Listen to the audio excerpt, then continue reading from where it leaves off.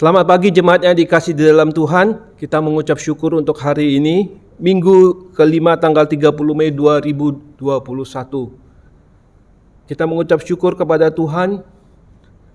Kita masih ada kesempatan boleh beribadah dengan cara online seperti ini. Berharap nanti satu saat nanti kita bisa beribadah live streaming secara onsite. Saudara, mari kita boleh mempersiapkan hati kita, keberadaan diri kita. Kita akan bersama-sama menenangkan hati di hadapan Tuhan untuk kita boleh masuk di dalam ibadah. Tuhan berada di bait suci-Nya.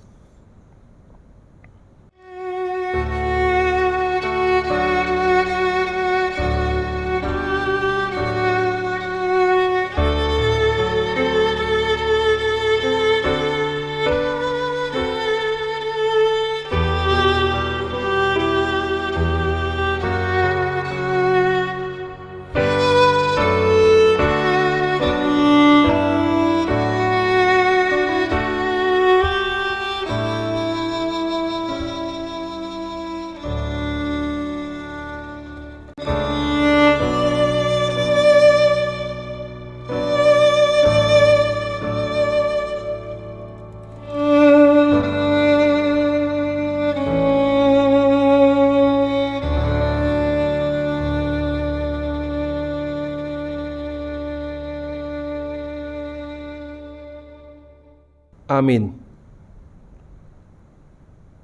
Haleluya. Pujilah Allah dalam tempat kudus-Nya. Pujilah Dia dalam cakrawala-Nya yang kuat. Mazmur 150 ayat pertama. Saudara, saya undang kita boleh memuji Tuhan. Satu kemuliaan, hormat bagimu, Rajaku. Dari KPPK nomor 5, all glory, Lord, and honor.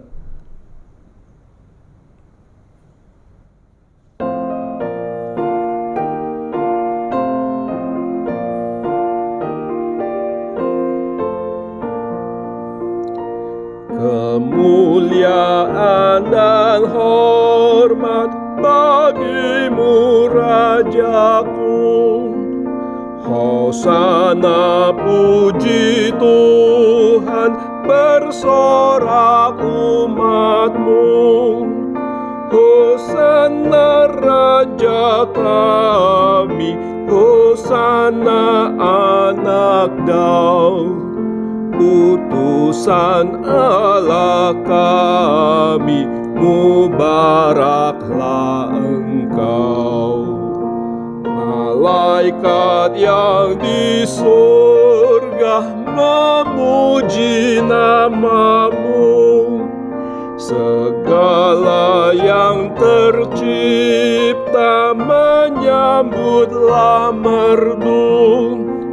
Kau Israel dahulu menyambut Tuhannya. Kami pun mengeluhkan nama-Mu yang kudus. Sebelum Engkau sengsara, pujian bergema. Sekarang kami puji Kau dalam terang baka. Kau terima pujian yang kami naikkan. Ya Raja Maha Murah, memberi anugerah.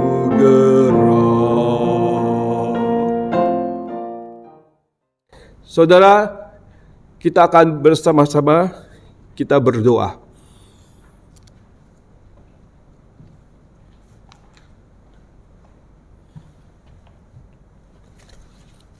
Saudara, mari dengan sehati kita tundukkan kepala kita akan berdoa bersama-sama. Bapa di dalam surga, terima kasih kami mengucap syukur.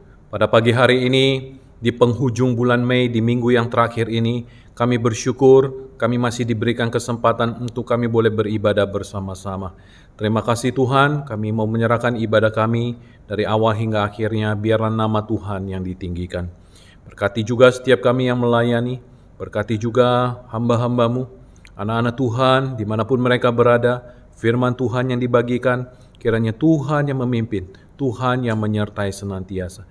Berkati gereja-gereja Tuhan di seluruh pelosok muka bumi ini, di mana hari ini di ibadah dilakukan, kami serahkan sepenuhnya ke dalam tangan dan pimpinan-Mu.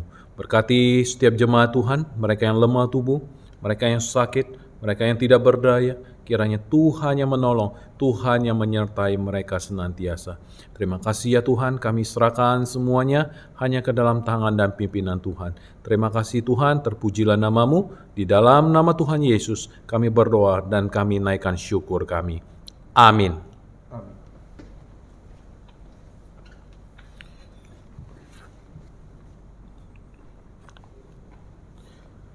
Allah yang abadi adalah tempat perlindungan-Mu, dan di bawah-Mu ada lengan-lengan yang kekal. Ia mengusir musuh dari depan-Mu dan berfirman, punahkanlah. Ulangan 33 ayat 27. Saya ajak kita boleh memuji Tuhan dari KPPK nomor 221, sandar pada lengan yang kekal.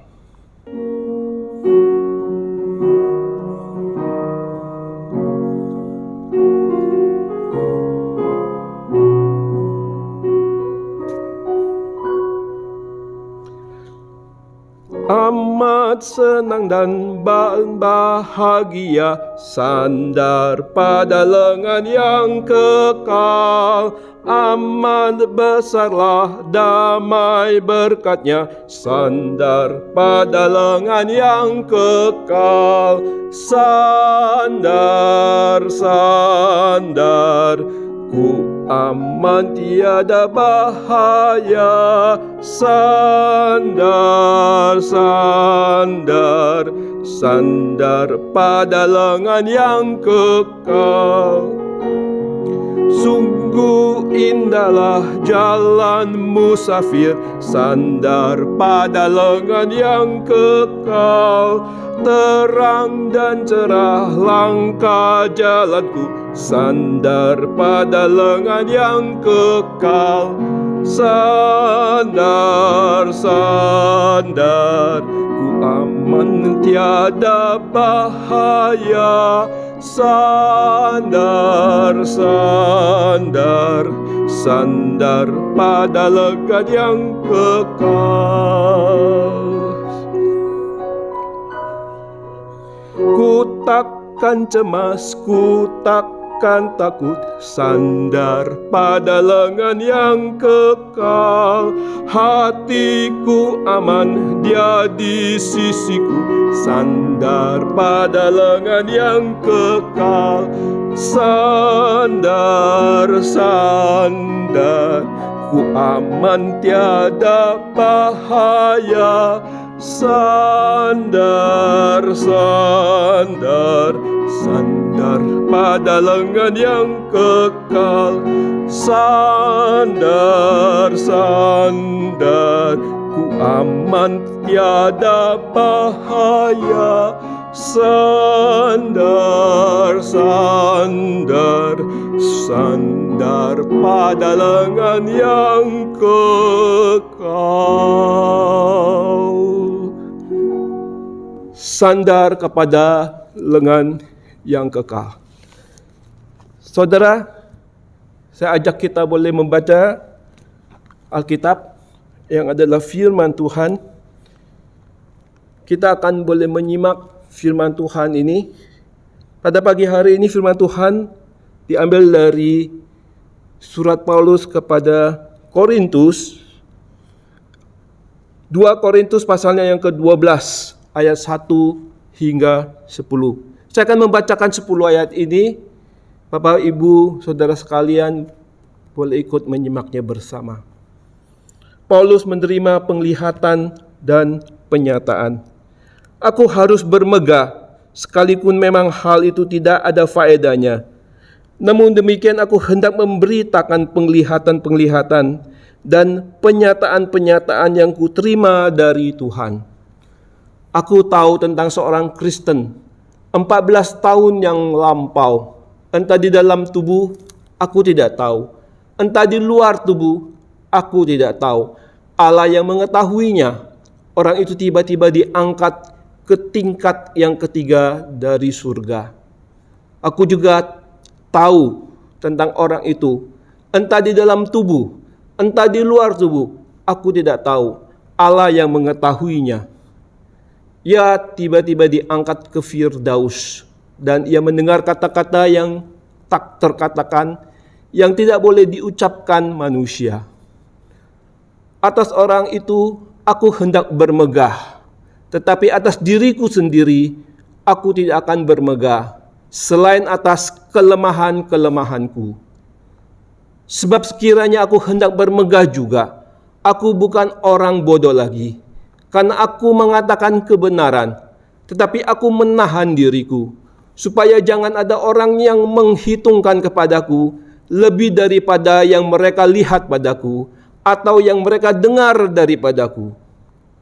Dan supaya aku jangan meninggikan diri karena penyataan-penyataan yang luar biasa itu, maka aku diberi suatu duri dalam dagingku, yaitu seorang utusan iblis untuk menggocok aku, supaya aku jangan meninggikan diri. Tentang hal itu aku sudah 3 kali berseru kepada Tuhan, supaya utusan iblis itu mundur daripadaku. Tetapi jawab Tuhan kepadaku, cukuplah kasih karuniaku bagimu, sebab justru di dalam kelemahanlah kuasaku menjadi sempurna. Sebab itu terlebih suka aku bermegah atas kelemahanku, supaya kuasa Kristus turun menaungi aku. Karena itu aku senang dan rela di dalam kelemahan, di dalam siksaan, di dalam kesukaran, di dalam penganiayaan dan kesesakan oleh karena Kristus. Sebab jika aku lemah, maka aku kuat. Sejauh ini pembacaan firman Tuhan, biar firman Tuhan ini menolong kita, supaya kita boleh lebih dekat kepada Tuhan. Saudara, saya ajak kita kembali boleh memuji Tuhan. Satu lagu dari KPPK nomor 212. Sebelumnya saya akan membacakan satu ayat di dalam firman Tuhan, yaitu dari Rom pasalnya yang ke-12 ayat 1. Karena itu saudara-saudaraku, demi kemurahan Allah, aku menasihatkan kamu supaya kamu boleh mempersembahkan tubuhmu sebagai persembahan yang hidup, yang kudus, dan yang berkenan kepada Allah. Itu adalah ibadahmu yang sejati.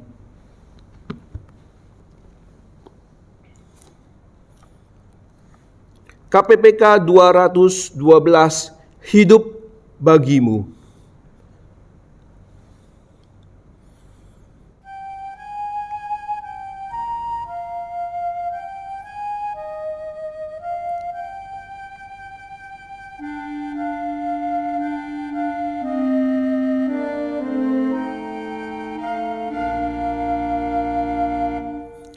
Hidup bagimu, serahkan diriku, seluruh hidupku perkenankanmu, dan ku mau setia turut kehendakmu, memikul salib ikut Tuhanku.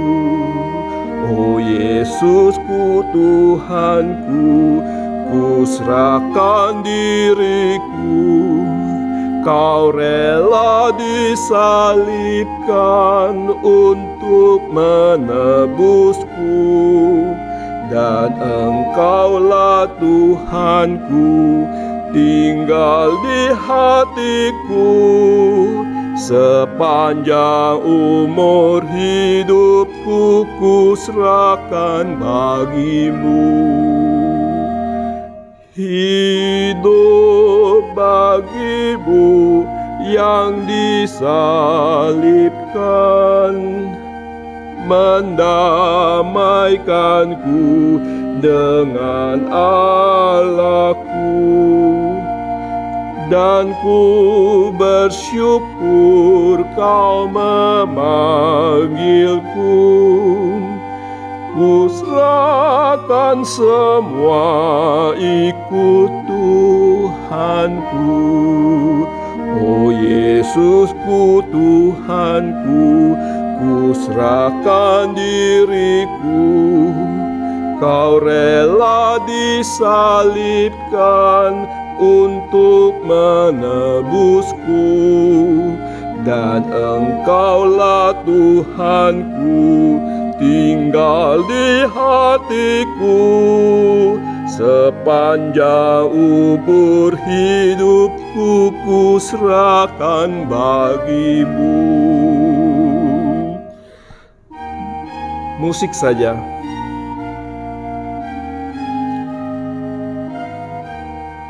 Hidup bagimu, semua milikku, segenap hatiku, muliakanmu. Ku rela tanggung segala derita, ku kan diberi hidup yang kekal. Kita akan nyanyikan bersama ayat yang ketiga.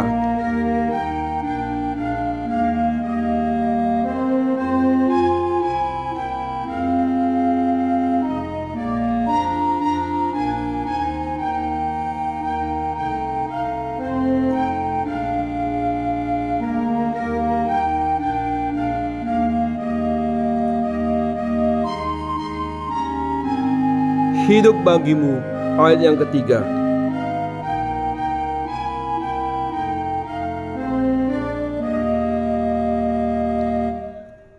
Hidup bagimu, semua milikku, segenap hatiku muliakanmu. Ku rela tanggung segala derita, ku kan diberi hidup yang kekal. Oh Yesusku, Tuhanku, ku serahkan diriku. Kau rela disalibkan untuk menebusku, dan Engkaulah Tuhanku, tinggal di hatiku. Sepanjang umur hidupku ku serahkan bagimu. Sepanjang umur hidupku ku serahkan bagimu. Saudara, kita akan bersama-sama, kita akan mendengarkan firman Tuhan. Pada pagi hari ini firman Tuhan akan disampaikan oleh hambanya, penginjil Sumira Fako, dengan satu tema, Never Give Up. Saya ajak kita boleh mempersiapkan hati kita, mempersiapkan diri kita sebelum kita mendengarkan firman Tuhan. Satu pujian dari KPPK nomor 154. Dia peliharakan burung. His eye is on the sparrow.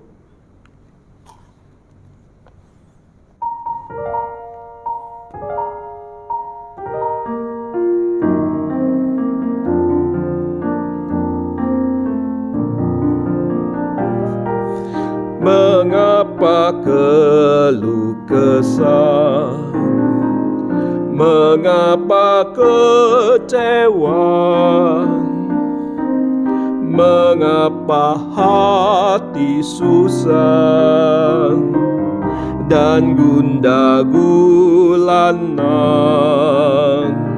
Yesuslah sobat setia yang memberkatiku. Dia peliharakan burung, juga peliharakanku. Dia peliharakan burung, juga peliharakanku. Ku nyanyi, ku bebaslah, tiada ku khawatir. Dia yang memeliharakan burung, pasti memeliharaku. Ku mendengar suaranya, buanglah susahmu, tenang di pelukannya. Tiada ku takut, Tuhan pimpin jalanku. Ku mau ikut serta, Dia peliharakan burung, juga peliharakanku. Dia peliharakan burung, juga peliharakanku. Ku nyanyi, ku bebaslah, tiada ku khawatir. Dia yang peliharakan burung, pasti memeliharaku.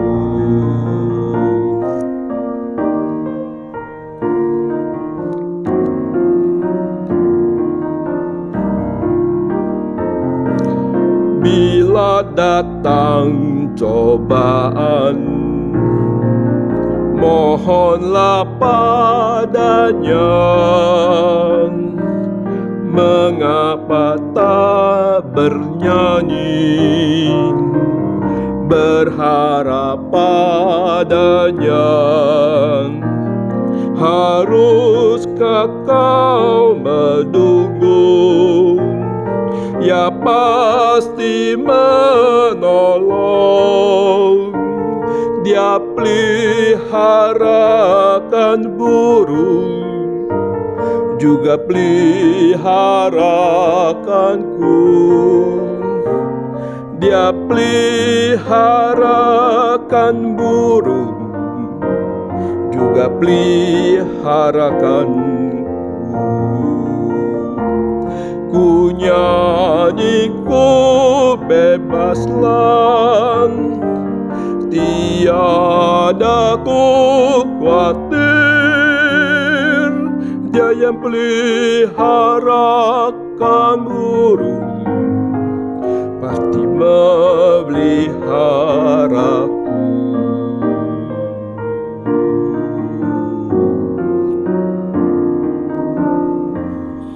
Dia yang memelihara burung, pasti Tuhan juga memeliharaku. Mari saudara, kita akan mendengarkan firman Tuhan. Saya persilakan kepada hambanya.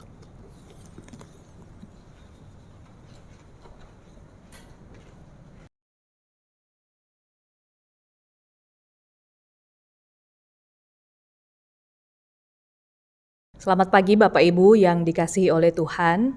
Kita bersyukur pada pagi hari ini kita boleh bersama-sama merenungkan sebagian daripada firman Tuhan.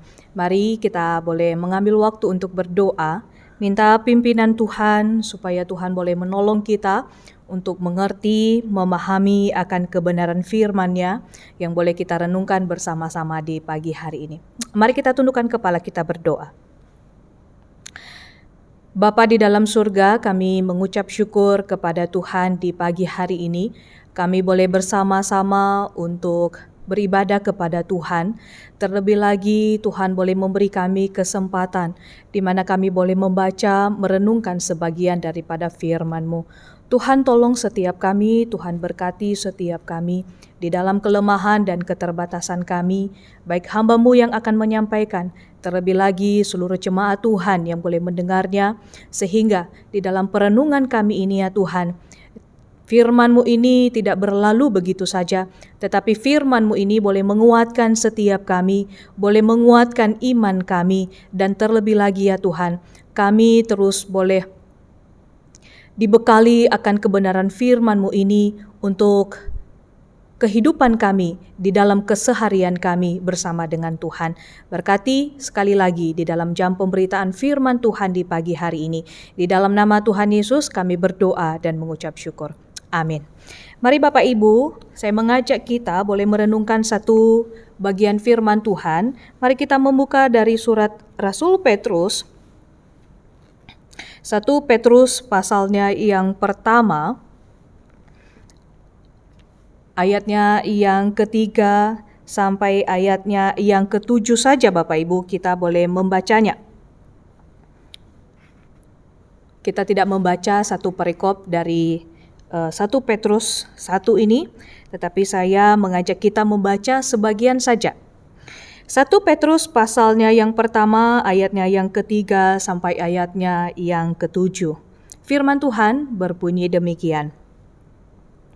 Terpujilah Allah dan Bapa Tuhan kita Yesus Kristus, yang karena rahmat-Nya yang besar telah melahirkan kita kembali oleh kebangkitan Yesus Kristus dari antara orang mati, kepada suatu hidup yang penuh pengharapan, untuk menerima suatu bagian yang tidak dapat binasa, yang tidak dapat cemar, dan yang tidak dapat layu, yang tersimpan di sorga bagi kamu, yaitu kamu yang dipelihara dalam kekuatan Allah karena imanmu, sementara kamu menantikan keselamatan yang telah tersedia untuk dinyatakan pada zaman akhir.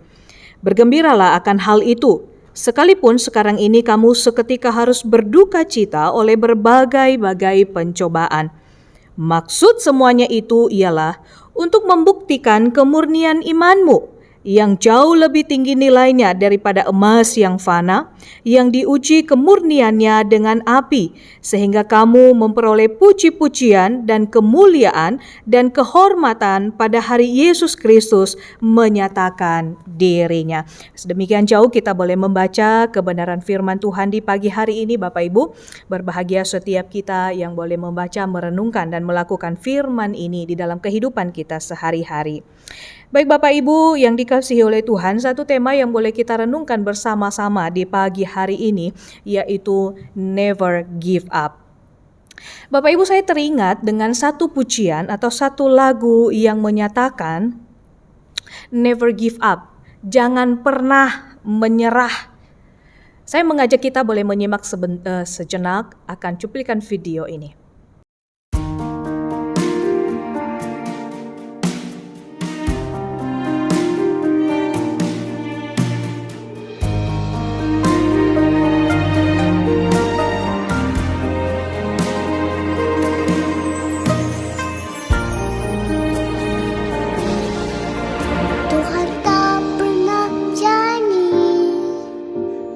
Selalu biru, tetapi Dia berjanji selalu menyertai.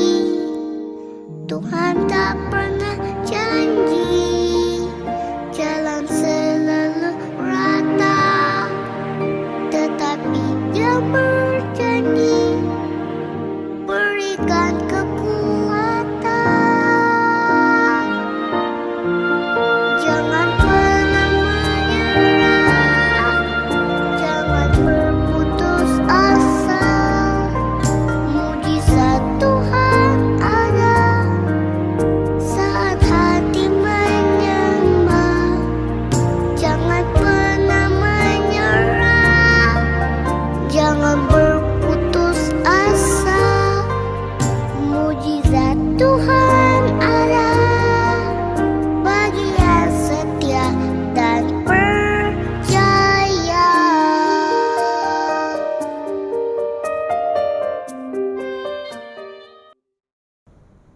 Saudara yang dikasihi oleh Tuhan, dari lagu pujian yang sudah kita saksikan, yang sudah kita dengarkan bersama-sama, di lagu itu menyatakan jangan pernah menyerah, jangan pernah berputus asa, sekalipun di dalam situasi kondisi yang seharusnya membuat kita hendak menyerah, hendak berputus asa dalam keadaan yang sedang kita hadapi.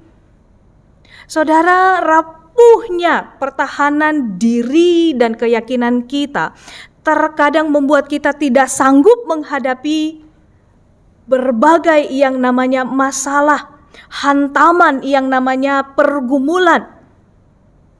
Bapak Ibu yang terkasih di dalam Tuhan, mungkin kita saat ini sedang menghadapi berbagai macam rintangan, pergumulan, masalah di dalam kehidupan kita. Mungkin itu masalah dari sakit penyakit yang tidak kunjung sembuh, masalah ekonomi, masalah apa lagi? Di dalam keluarga tidak ada keharmonisan dan lain sebagainya. Bagaimana biaya sekolah yang semakin hari semakin tinggi, biaya kesehatan yang semakin tak terjangkau nilainya. Dan seringkali itu Bapak Ibu, itu yang menambah berat beban hidup kita. Dan itulah yang membuat kita berkata, saya menyerah saja, saya berputus asa di dalam situasi keadaan yang ada, yang sedang saya jalani saat ini. Saudara, dalam menghadapi kondisi ini, kita mempunyai dua pilihan Bapak Ibu. Kita bertahan, kita terus berjuang, atau pilihan yang kedua, kita menyerah dan kita berputus asa pada keadaan yang ada. Mana yang kita pilih Bapak Ibu? Bapak Ibu yang terkasih di dalam Tuhan, kita boleh melihat di dalam diri setiap kita, kalau kita ini adalah orang-orang percaya, orang-orang yang sudah diselamatkan, orang-orang yang sudah mendapatkan keselamatan di dalam Tuhan. Pasti kita tahu Bapak Ibu, seharusnya kehidupan kita sebagai anak-anak Tuhan memiliki sikap yang pantang menyerah ketika menghadapi kesulitan hidup. Namun yang menjadi pertanyaannya Bapak Ibu, seperti di pujian tadi, jangan pernah menyerah. Kenapa? Mengapa kita jangan menyerah? Mengapa kita tidak boleh menyerah pada keadaan atau kondisi yang sedang kita alami? Apa yang membedakan kita dari orang-orang di luar sana, di orang-orang yang ada di luar Tuhan? Bukankah kita juga sering kali mengalami atau merasa kesulitan itu begitu menghimpit kita, menekan kita? Kenapa? Kenapa tidak harus? Atau kenapa tidak boleh menyerah pada situasi atau keadaan seperti itu? Karena nyatanya yang kita hadapi, yang kita alami, yang kita jalani adalah pergumulan. Kenapa kita tidak boleh menyerah? Bapak Ibu yang terkasih di dalam Tuhan, di dalam firman Tuhan yang boleh kita baca tadi di dalam 1 Petrus pasalnya yang pertama, ayatnya yang ketiga sampai ayatnya yang ketujuh. Mari kita boleh melihat Bapak Ibu, apa di sana yang disampaikan oleh firman Tuhan, kenapa kita tidak boleh menyerah sebagai anak-anak Tuhan di dalam kondisi atau situasi yang ada, atau di dalam situasi yang sedang kita hadapi saat ini Bapak Ibu. Mari kita melihat di dalam 1 Petrus pasalnya yang pertama ini. Kalau kita melihat Bapak Ibu ketika surat 1 Petrus ini ditulis, kita tahu kondisi keadaan jemaat yang ada di sana. Ada banyak yang menghimpit kehidupan mereka, ada banyak tekanan yang mereka alami, ada banyak pergolakan, ada banyak pergumulan, ada banyak permasalahan yang sedang mereka hadapi. Terutama yang sangat menekan kehidupan mereka ketika mereka mempertahankan iman mereka kepada Tuhan. Karena pada waktu itu, anak-anak Tuhan, orang-orang percaya, bukanlah hal yang mudah mengatakan aku percaya kepada Tuhan Yesus. Aku beriman kepada Tuhan Yesus. Karena nyawa adalah taruhan. Orang-orang sekitar tidak ada yang senang dengan yang namanya kekristenan. Tekanan-tekanan inilah yang dialami oleh anak-anak Tuhan. Tetapi Bapak Ibu yang terkasih di dalam Tuhan, Rasul Petrus mengingatkan, sekalipun himpitan datang, sekalipun pergumulan datang, sekalipun masalah demi masalah, tekanan demi tekanan datang, bahkan nyawa adalah taruhan, jangan pernah menyerah di dalam situasi itu, di dalam kondisi itu, di dalam keadaan seperti itu. Karena kenapa Bapak Ibu yang dikasihi oleh Tuhan? Mari kita melihat di ayatnya yang ketiga sampai ayatnya yang keempat Bapak Ibu. Terpujilah Allah Bapa Tuhan kita Yesus Kristus yang karena rahmat-Nya yang besar telah melahirkan kita kembali oleh kebangkitan Yesus Kristus dari antara orang mati kepada suatu hidup yang penuh pengharapan, untuk menerima suatu bagian yang tidak dapat binasa, yang tidak dapat cemar, dan yang tidak dapat layu, yang tersimpan di sorga bagi kamu. Kita melihat di sini Bapak Ibu. Di ayatnya yang ketiga dikatakan, pada suatu hidup yang penuh pengharapan. Menjadi pertanyaan, apa yang diharapkan? Situasi sangat buruk, situasi sangat sulit. Apa yang diharapkan? Bapak Ibu yang terkasih di dalam Tuhan, mari kita bisa melihat pengharapan anak-anak Tuhan. Ketika berkata, aku percaya kepada Tuhan Yesus. Ketika berkata, aku sudah diselamatkan di dalam Tuhan Yesus.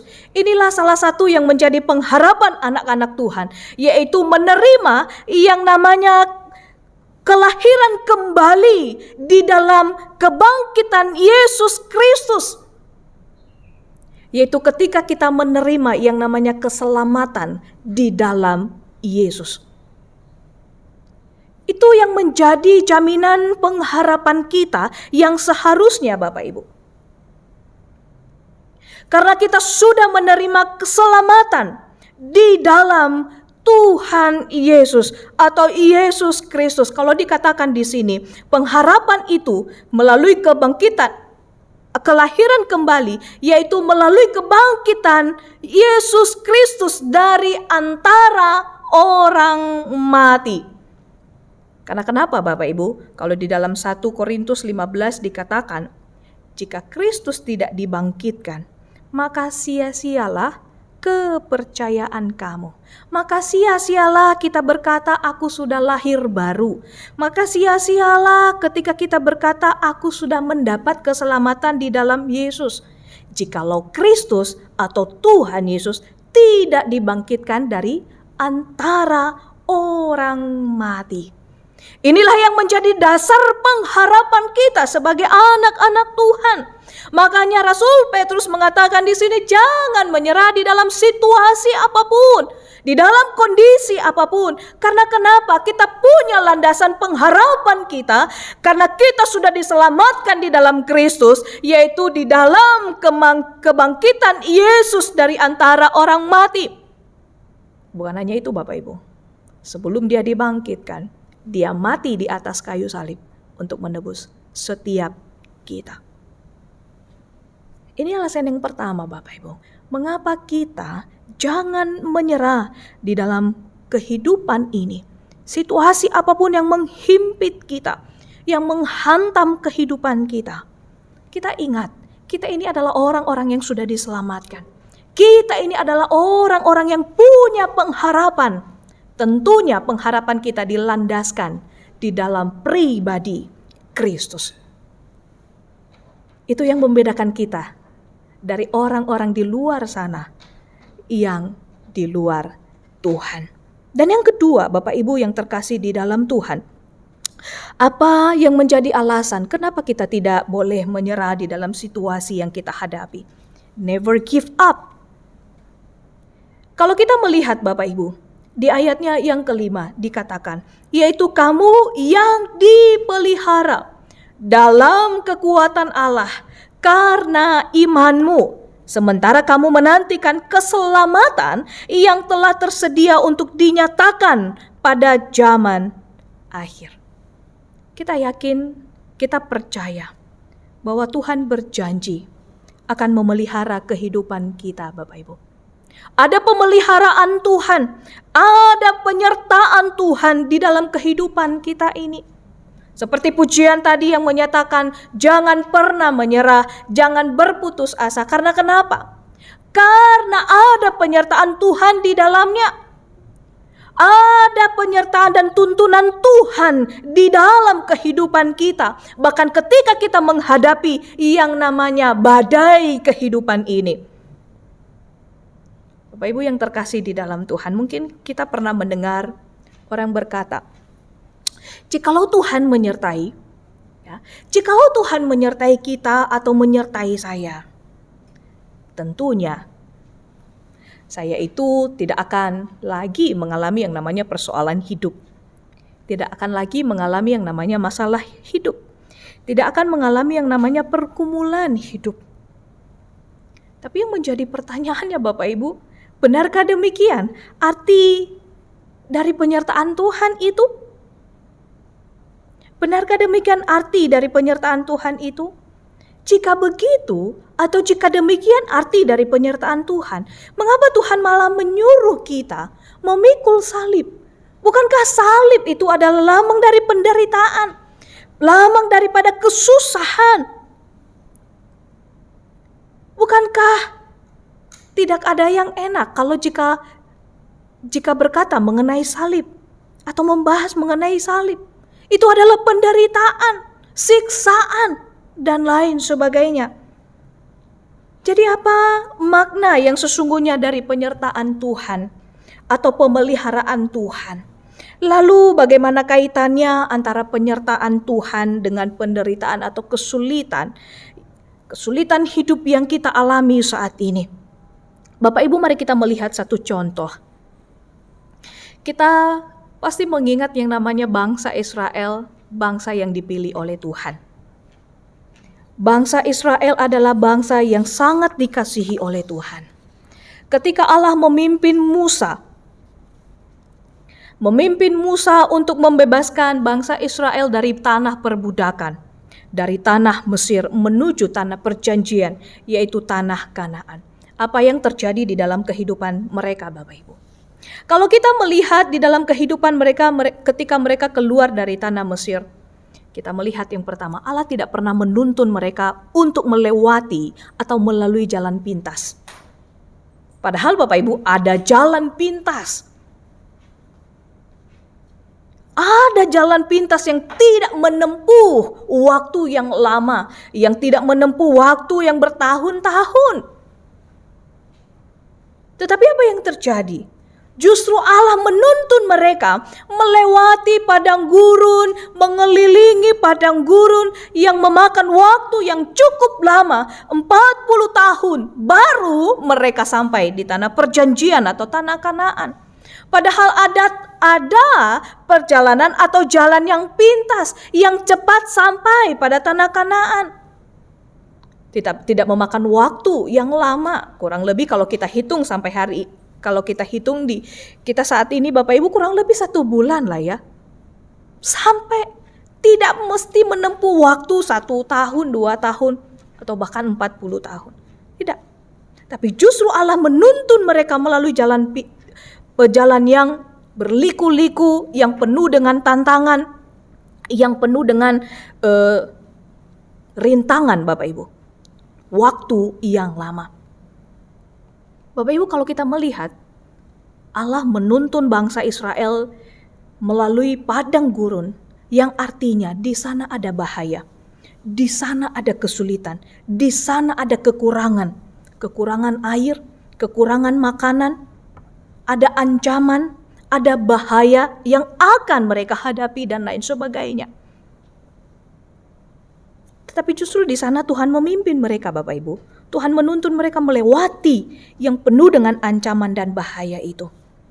Sekalipun di dalam ancaman, kekurangan, panas terik matahari, pada malam hari gelap dan dingin sekalipun, Tuhan tidak membiarkan bangsa Israel. Tuhan tidak meninggalkan Israel sendirian.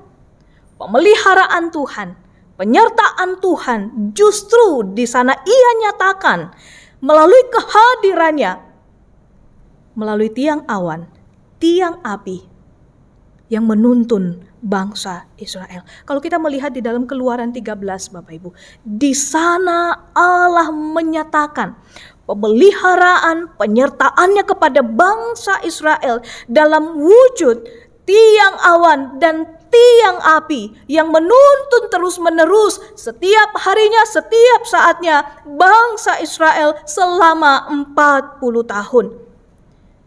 Saudara yang dikasihi oleh Tuhan, tiang awan dan tiang api merupakan manifestasi dari keterlibatan Allah di dalam kejadian-kejadian yang dialami oleh Israel di padang gurun. Artinya Bapak Ibu, Allah tidak membiarkan Israel sendiri. Allah tidak hanya menyertai Israel melalui perantaraan Musa hambanya, tetapi kehadirannya dalam tiang awan dan tiang api merupakan simbol dari kehadiran Allah, penyertaan Allah secara langsung atas bangsa Israel. Saudara, Israel tidak akan dituntun kepada berbagai kesulitan dan bahaya di padang gurun tanpa penyertaan dan pemeliharaan Tuhan. Saudara, sampai di sini jelas kita melihat bahwa penyertaan Allah, penyertaan Tuhan bukan saja berkaitan dengan tindakan Allah yang menuntun umatnya. Namun penyertaan itu juga merupakan jaminan akan adanya pertolongan Tuhan atas setiap kesulitan yang mereka alami. Bapak Ibu yang terkasih di dalam Tuhan, dengan penyertaan Tuhan itu, Tuhan ingin agar bangsa Israel atau bahkan kita saat ini Bapak Ibu, supaya kita tidak putus asa atau tidak menyerah dengan keadaan yang ada, atau tidak menyerah ketika kita menghadapi yang namanya berbagai kesulitan dan pergumulan hidup. Bapak Ibu yang terkasih di dalam Tuhan, mungkin kita pernah di dalam posisi bangsa Israel berada di padang gurun. Padang gurun kita ada banyak kesulitan-kesulitan. Tapi mari kita boleh mengingat dan boleh melihat. Kita ingat janji Tuhan, pemeliharaannya, janji Tuhan, penyertaannya. Ketika Allah membiarkan bangsa Israel atau mengizinkan bangsa Israel berjalan di padang gurun selama 40 tahun. Di sana juga ada pemeliharaan dan tuntunan Tuhan. Saudara yang dikasihi oleh Tuhan, ada satu fotografer yang sangat terkenal saat ini yang memiliki kekurangan fisik. Tidak ada lengan, tidak ada kaki, Bapak Ibu.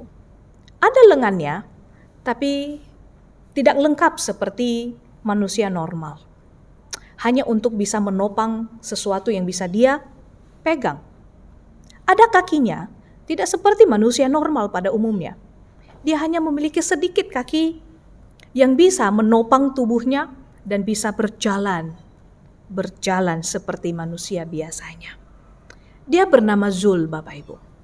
Di dalam kehidupannya, di dalam kekurangan fisik, tidak seperti orang pada umumnya.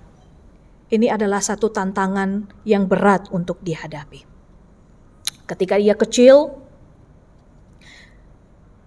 orang-orang sekitarnya tidak menerima dia. Bahkan orang tuanya tidak menerima dia. Bahkan pernah ia berkata, orang tua saya pernah membuang saya ke sungai karena malu memiliki anak seperti saya. Bagaimana kisah Zul ini, seorang fotografer yang sangat terkenal dan sangat menjadi inspirasi bagi anak-anak muda saat ini? Mari kita melihat cuplikan berikut.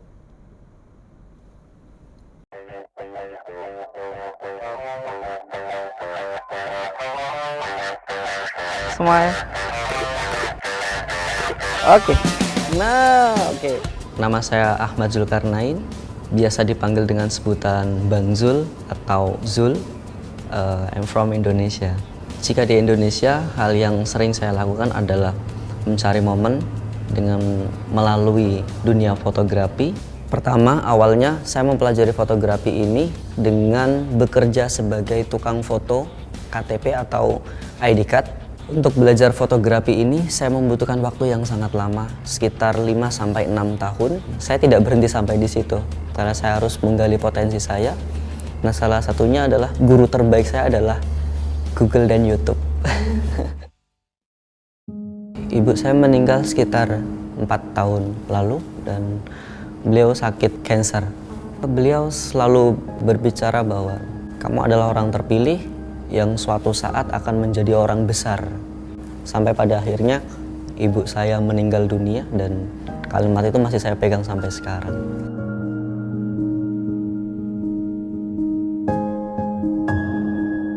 Di masa-masa kecil saya sudah perjalanan hidup yang paling berat buat saya adalah ketika kedua orang tua saya tidak menerima saya sebagai anak dan kemudian saya dibuang di pinggir sungai dan ditinggal begitu saja. Ya.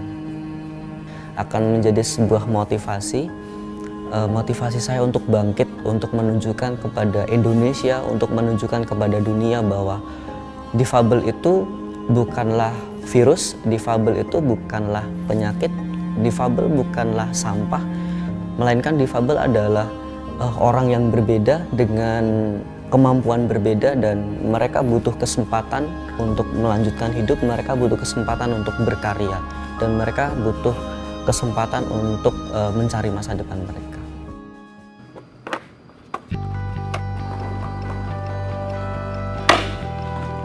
Dari fotografi itu sendiri saya bisa mengenal diri saya bisa mengenal jati diri saya. Saya tidak mengira akan sebesar ini dan pengaruhnya tidak hanya di Indonesia tapi pengaruhnya mungkin di luar negeri juga. Dan di tahun 2018 saya juga mengikuti pameran foto di Turki, Istanbul. Di tahun 2020 bulan Mei saya juga akan mengadakan pameran tunggal di Brazil. Intinya terima kasih, teruslah berkarya dan never give up.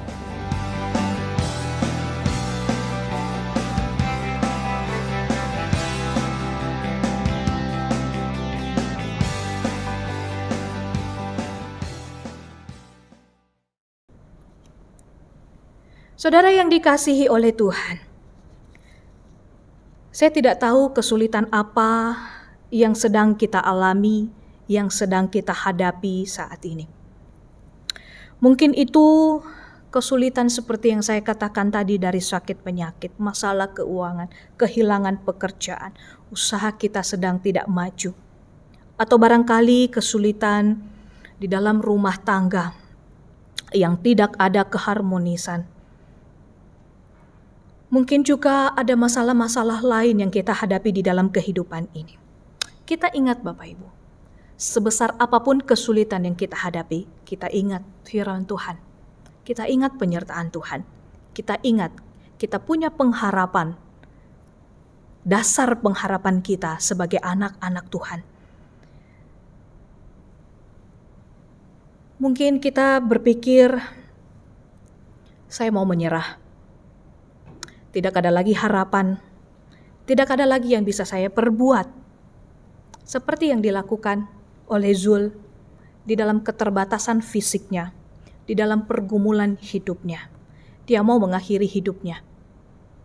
Tetapi Bapak Ibu yang terkasih di dalam Tuhan, kita ingat sebagaimana Tuhan hadir di dalam tiang awan, tiang api, dalam penyertaannya terhadap bangsa Israel di padang gurun. Saat ini pun Tuhan hadir di dalam hidup kita, menyertai, memimpin, dan menguatkan setiap kita. Asal kita jangan pernah bersandar kepada yang lain, selain daripada bersandar di dalam kekuatan dan kedaulatannya. Kita tetap percaya kepada Dia yang menyertai dan yang memimpin, memelihara kehidupan kita.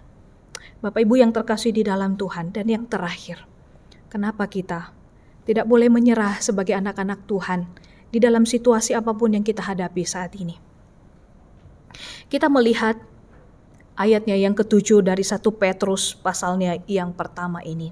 Ayatnya yang ke-7 dia berkata di sana, maksud semua itu ialah untuk membuktikan kemurnian imanmu yang jauh lebih tinggi nilainya daripada emas yang fana, yang diuji kemurniannya dengan api, sehingga kamu memperoleh puji-pujian dan kemuliaan dan kehormatan pada hari Yesus Kristus menyatakan dirinya.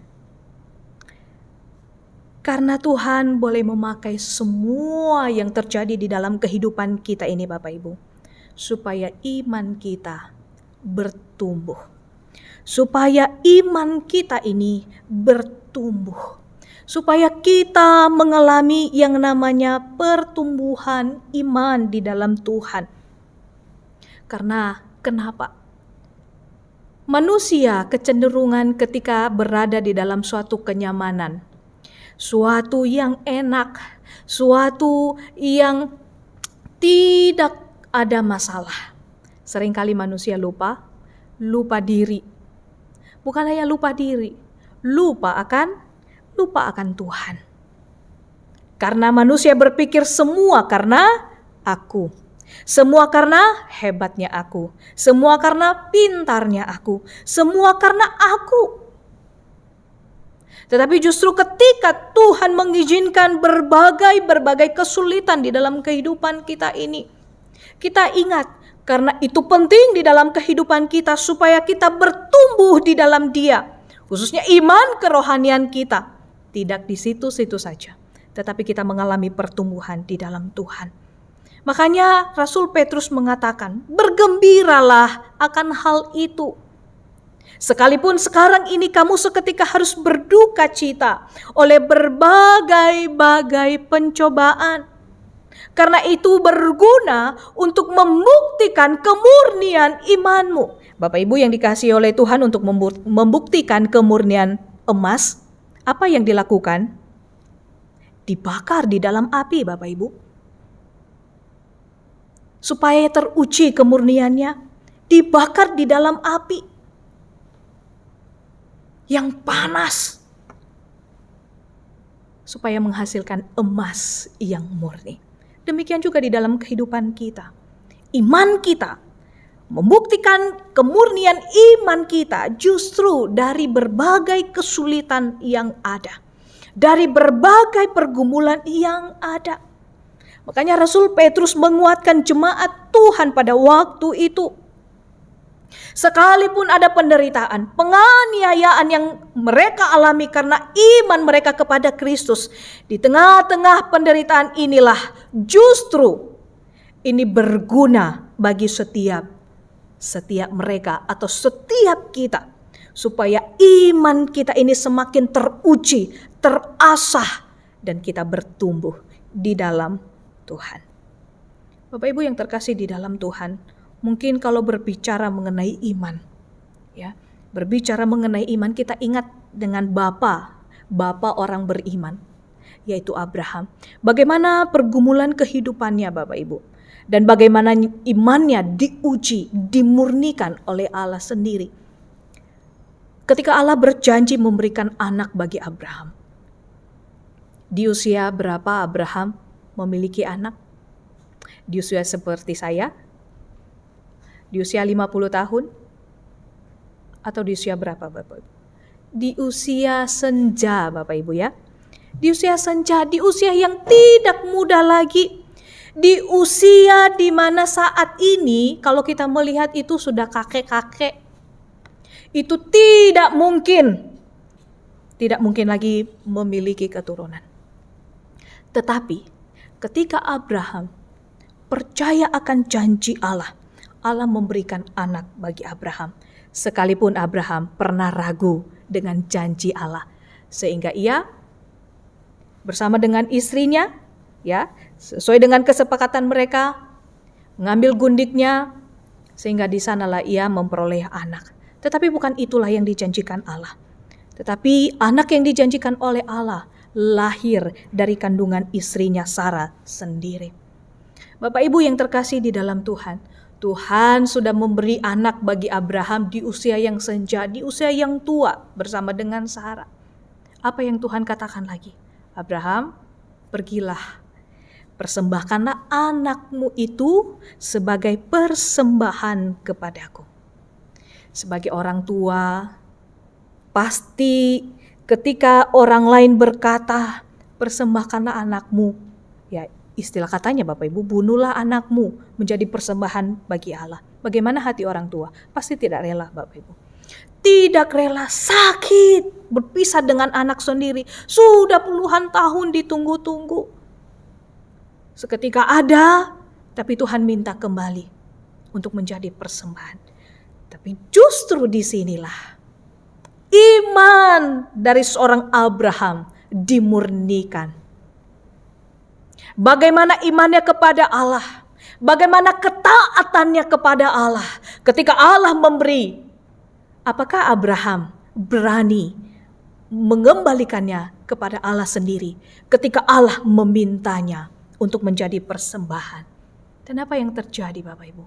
Abraham melakukan itu dan memberikan anak satu-satunya yang dimiliki oleh Abraham dari istrinya Sarah. Justru di sanalah Allah melihat iman dari seorang Abraham. Bagaimana imannya benar-benar teruji dari apa? Dari semua hal yang Tuhan atau yang Allah percayakan. Dan yang Allah lakukan di dalam kehidupannya ketika Allah meminta anaknya Ishak dipersembahkan. Bapak Ibu yang terkasih di dalam Tuhan, dalam menghadapi pergumulan hidup ini, kadang kita pun bingung. Kadang kita pun bingung dan bertanya-tanya, mengapa kesulitan ini menimpa saya? Apa sih kesalahan saya? Dosa apa yang telah saya lakukan sehingga saya harus menanggung penderitaan ini? Pasti kita pernah bertanya demikian Bapak Ibu. Bukankah selama ini saya sudah setia melayani Tuhan, rajin beribadah? Tapi kenapa justru saya mengalami hal-hal yang sulit sampai sekarang ini? Kita ingat Bapak Ibu, memang sulit atau barangkali kita tidak pernah menemukan jawaban yang memuaskan kita dari pertanyaan-pertanyaan tadi. Namun Bapak Ibu, dari firman Tuhan yang kita renungkan pada hari ini, Tuhan ingin kita belajar. Kita belajar bergantung sepenuhnya kepadanya. Kita belajar percaya sepenuhnya kepadanya.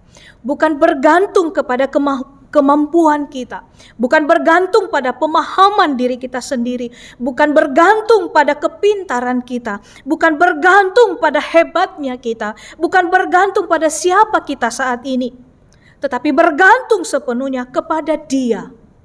Bergantung sepenuhnya kepada Tuhan yang memberi tuntunan dan penyertaan.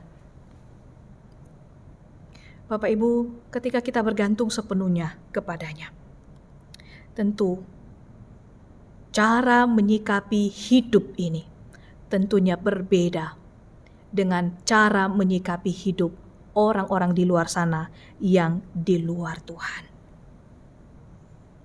Cara menyikapi kehidupan yang akan kita jalani berbeda dengan orang-orang di luar sana. Cara menyikapi kehidupan kita selalu berkata, Allah turut bekerja dalam segala sesuatu untuk mendatangkan kebaikan bagi mereka yang mengasihi Dia, yaitu bagi mereka yang terpanggil sesuai dengan rencana Allah. Bapak Ibu yang dikasihi oleh Tuhan, saya menutup akan firman Tuhan atau khotbah saya pada pagi hari ini dengan satu pujian yang menyatakan hidup ini memang banyak kesulitan. Hidup ini memang banyak tantangan. Namun ingat, tersenyumlah dan bersyukurlah untuk menyikapinya. Pujian ini ditulis dan dinyanyikan seorang anak Tuhan dari timur. Mungkin ini bukan khusus untuk lagu rohani, tapi lagu ini atau pujian ini ditulis pada waktu itu ketika hidup manusia, khususnya ketika menghadapi masa-masa pandemi COVID-19 ini. Lagu ini ditulis untuk menguatkan setiap orang, semua orang, khususnya negeri kita Indonesia ini. Tersenyumlah dan bersyukurlah dalam menjalani hidup.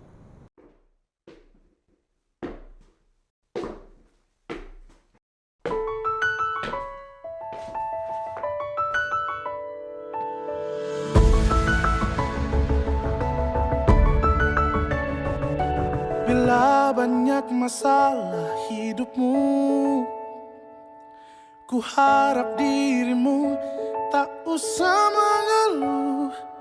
Percaya dan yakinkan dirimu, kau bisa mengubah keluh jadi senyum. Tak ada satupun manusia yang tak pernah disinggahi masalah. Mungkin inilah cara yang kuasa untuk jadikanmu lebih dari dewasa. Senyumlah, syukuri hidupmu, tunjukkan pada dunia bahwa kau mampu. Masih banyak yang lebih susah hidupnya. Senyumlah, syukuri hidupmu.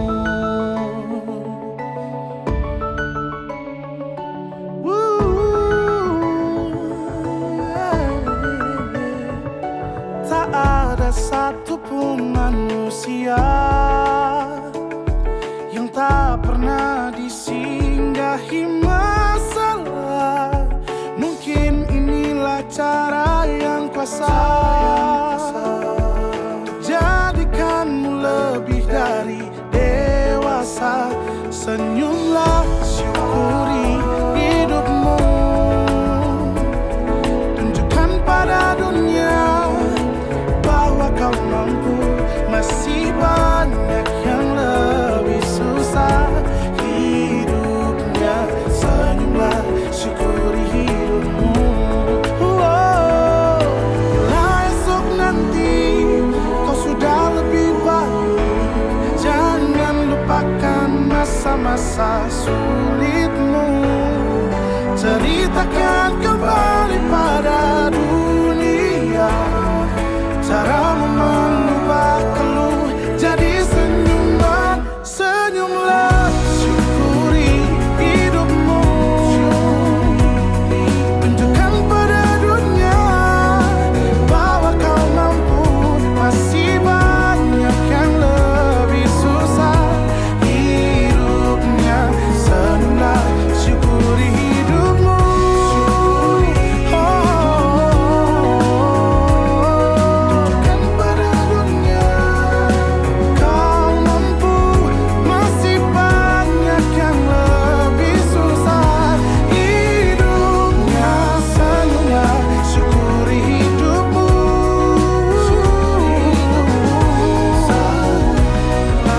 Senyumlah, syukuri hidupmu.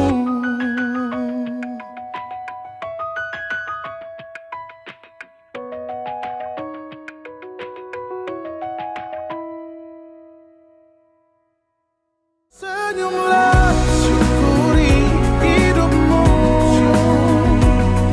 tunjukkan pada dunia bahwa kau mampu. Masih banyak yang lebih susah hidupnya. Senyumlah, syukuri hidupmu.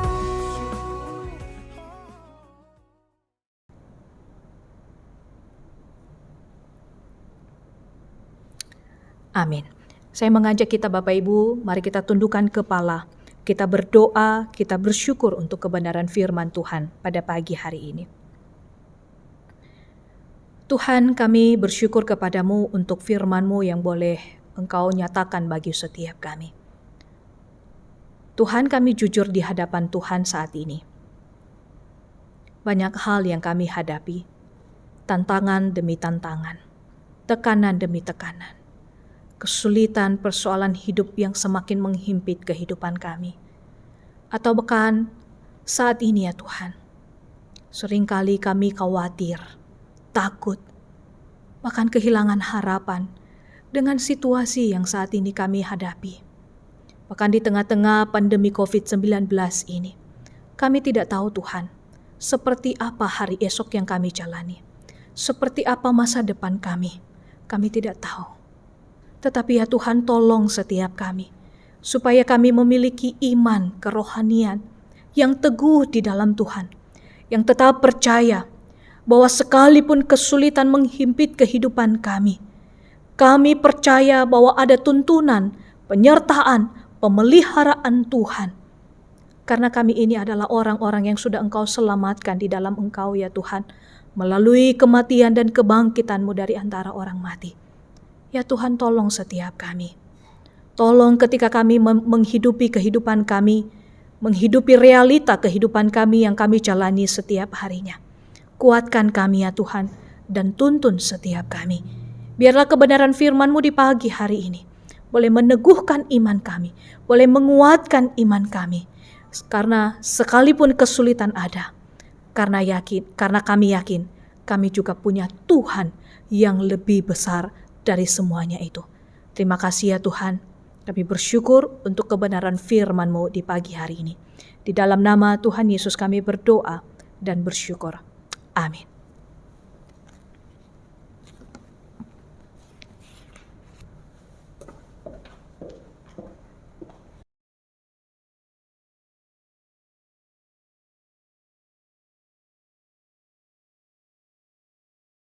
Baik saudara, kita sudah mendengarkan firman Tuhan, never give up. Firman Tuhan ini boleh menguatkan iman kita.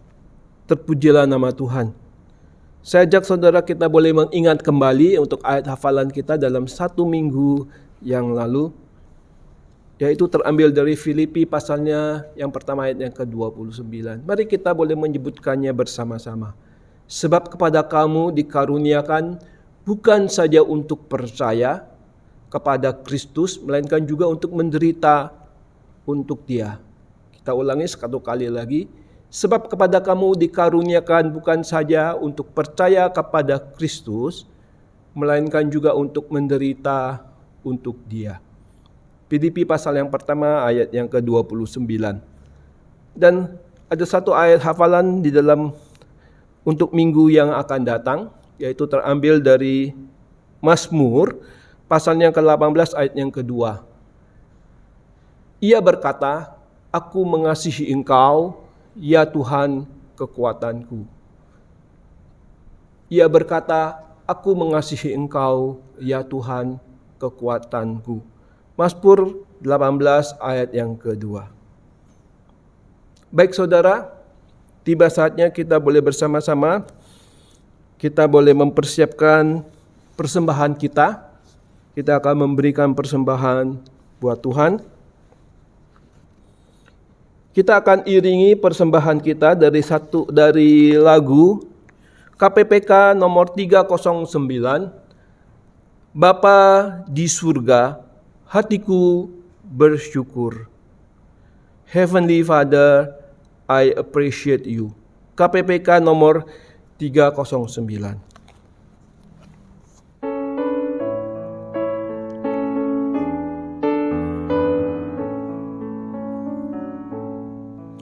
Oh Bapakku, hatiku bersyukur.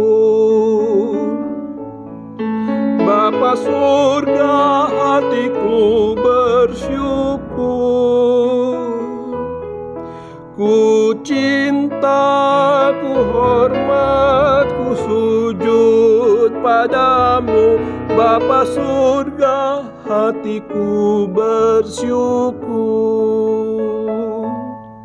Tuhan Yesus, ku mau besarkan-Mu. Tuhan Yesus, ku mau agungkan-Mu. cinta, ku hormat, ku sujud padamu. Tuhan Yesus, ku mau agungkan-Mu.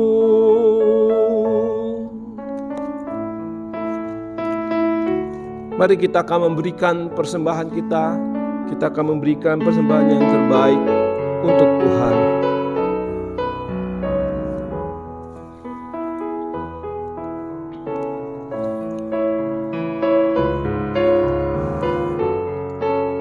Kita akan nyanyikan ayatnya yang ketiga.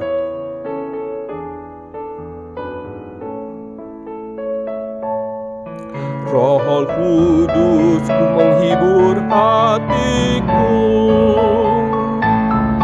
Roh Kudus menghibur hatiku. Ku cinta, ku hormat, ku sujud padamu. Roh Kudus menghibur hatiku. Saudara, saja kita boleh berdoa untuk persembahan ini. Bapa kami yang ada di dalam surga, sungguh hati kami bersyukur kepadamu.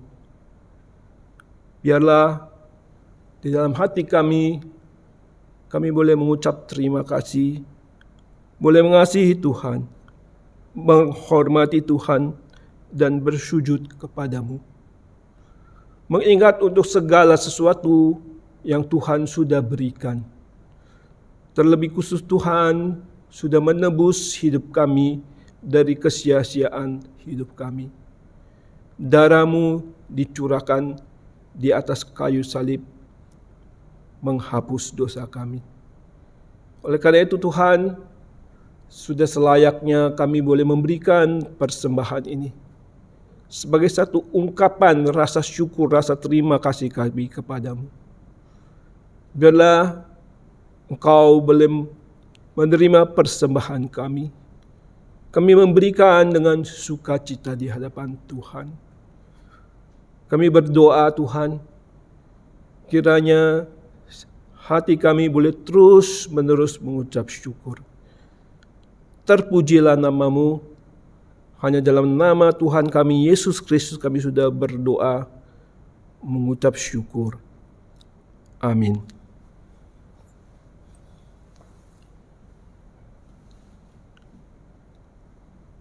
Baik saudara, saya akan membacakan ada beberapa warta. Bapak Ibu dapat mengikuti warta ini, bisa juga melalui warta yang dikirim melalui WA Group. Segenap majelis dan badan pengurus mengucapkan selamat hari Minggu, selamat beribadah kepada seluruh jemaat GSRI Sunter. Tuhan memberkati. Saudara diingatkan kembali bahwa minggu yang akan datang, yaitu pada tanggal 6 Juni, kita akan bersama-sama ambil bagian di dalam perjamuan Tuhan. Saudara, bagi saudara yang ingin ambil bagian di dalam perjamuan ini, supaya dapat mempersiapkan diri, mempersiapkan hati, dan boleh mengambil roti dan anggur perjamuan di gereja, dapat menghubungi Bapak Soleman.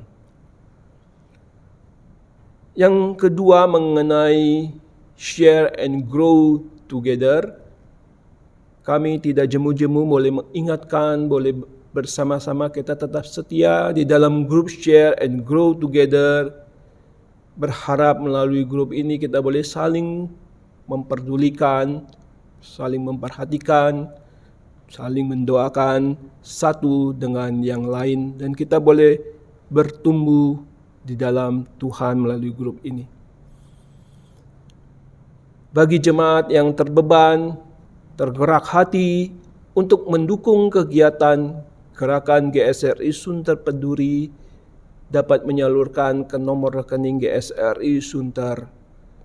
Mohon tambahkan Rp12 sebagai satu tanda untuk gerakan GSRI Sunter Peduli. Tuhan memberkati.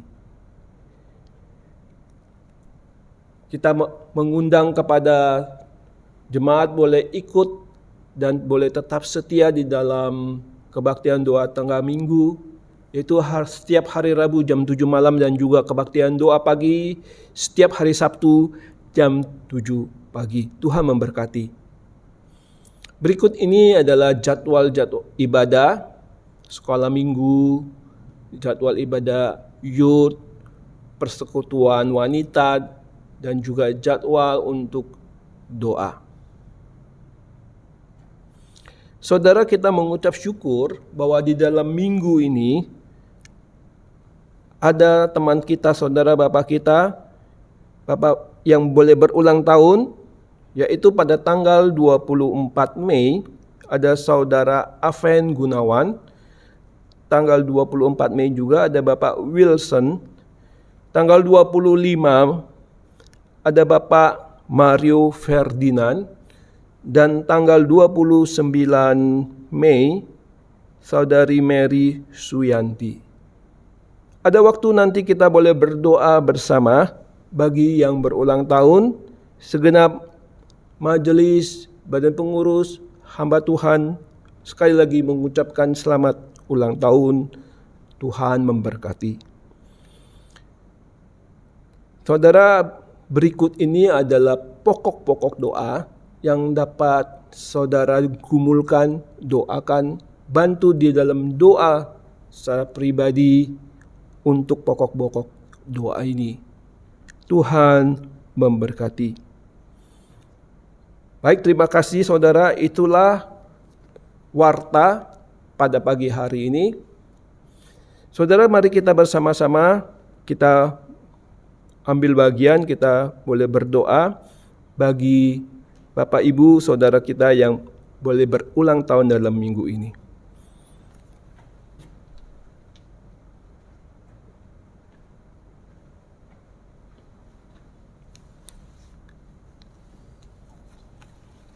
Saudara, sebelum kita mengakhiri ibadah kita pada pagi hari ini, saya mengajak kita untuk kita berdoa bagi beberapa saudara-saudari kita yang berulang tahun di minggu ini. Bapa di dalam surga, terima kasih kami mengucap syukur untuk pimpinan Tuhan bagi kehidupan beberapa saudara-saudari kami yang berulang tahun. Kami doakan juga untuk saudara Aven, kami serahkan Bapak Awi ke dalam tangan dan pimpinan Tuhan, dan kami doakan juga untuk Bapak Mario Ferdinand dan juga untuk saudari Mary Suyanti. Kami serahkan keempat saudara-saudari kami ini ke dalam tangan dan pimpinan Tuhan. Dimanapun mereka berada, kiranya Tuhan yang memimpin, Tuhan yang menyertai kehidupan mereka. Seluruh rencana-rencana dalam hidup mereka, Tuhan juga yang menyertai. Terima kasih Tuhan, kami serahkan semuanya, khususnya iman mereka juga di dalam mengiring Tuhan. Biar Tuhan juga yang menyertai. Terima kasih Tuhan, inilah doa kami, syukur kami. Di dalam nama Tuhan Yesus, kami berdoa. Amin. Kita naikkan pujian doksologi dan kemudian kita terima berkat dari Tuhan.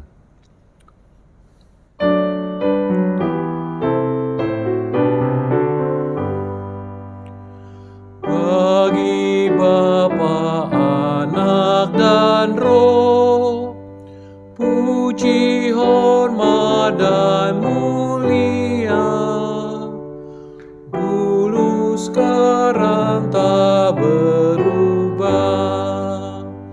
hingga selama-lamanya.